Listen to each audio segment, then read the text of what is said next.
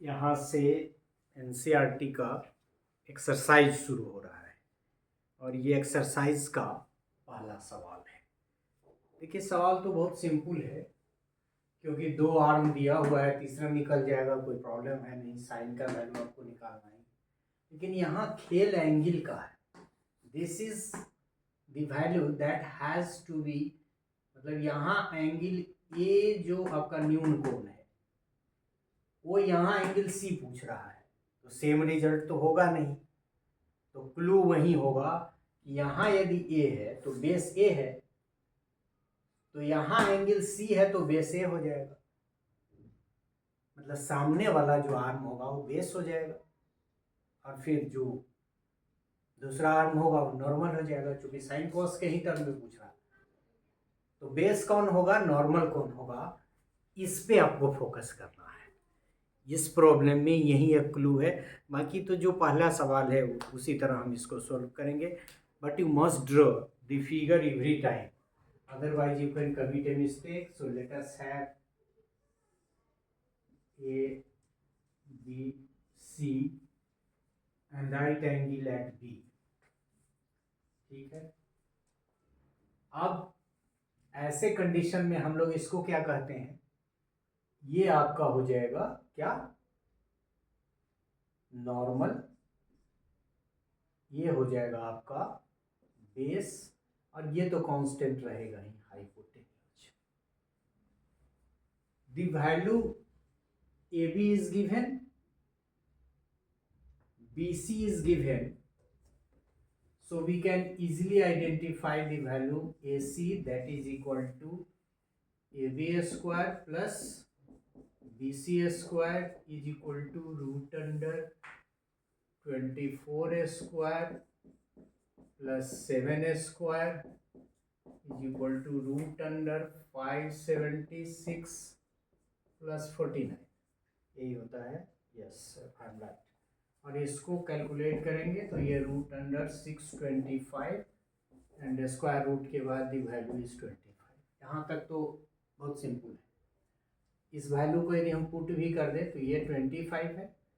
BC कितना है, BC 7 है ये वाला,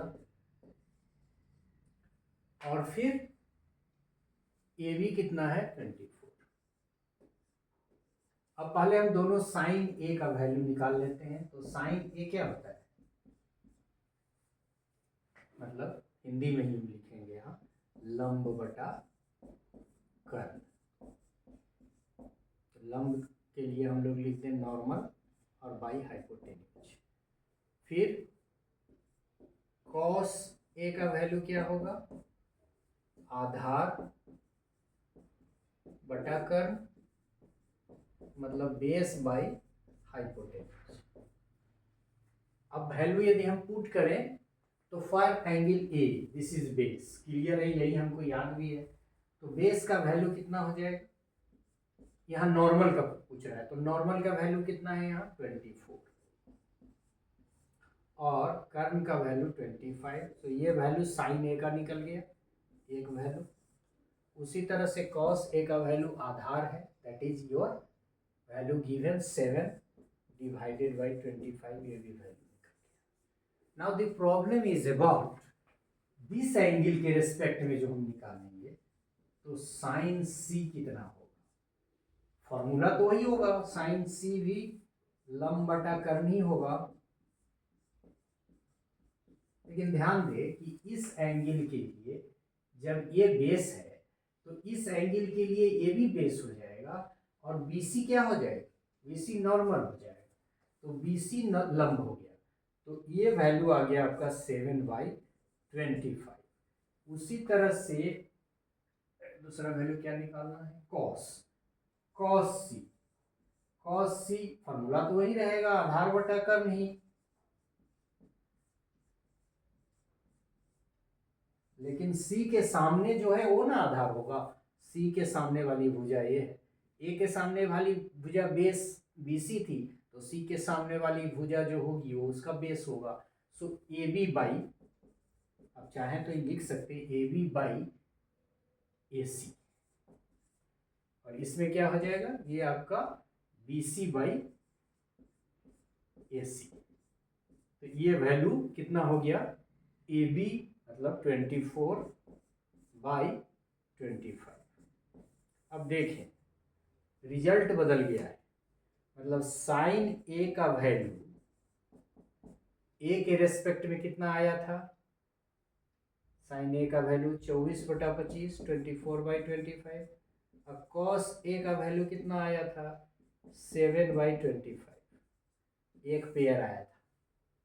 लेकिन यहाँ साइन के टर्म में C एंगल बदल देने से वैल्यू बदल गया और वो 7/25 हो गया। और फिर कॉस के लिए भी जब एंगल C आया तो इसका भी वैल्यू बदल गया और वो वैल्यू कितना आया, 24/25। So this is the difference. You cannot strike blindly the problem, क्योंकि ये इम्पोर्टेंट है, यही चीज आपको ध्यान रखना है कि एंगल चेंज हुआ है तो फिर वैल्यू चेंज हो जाएगा, क्योंकि सेम एंगल के लिए मतलब दो न्यून कोण हो गए, एक किसी भी समकोण त्रिभुज में दो न्यून कोण होते हैं, एक्यूट एंगल। तो दो एक्यूट एंगल में दोनों का वैल्यू सेम कैसे होगा, तो जिस एक एक्यूट एंगल के रेस्पेक्ट में जो नॉर्मल है वो बेस हो जाता है, जो बेस है वो नॉर्मल हो जाता है। ये हमेशा याद रखना है। इस प्रॉब्लम से ये क्लू यदि आप याद करके आगे बढ़ेंगे तो कभी जीवन में गलती नहीं होगी। So thank you for this part.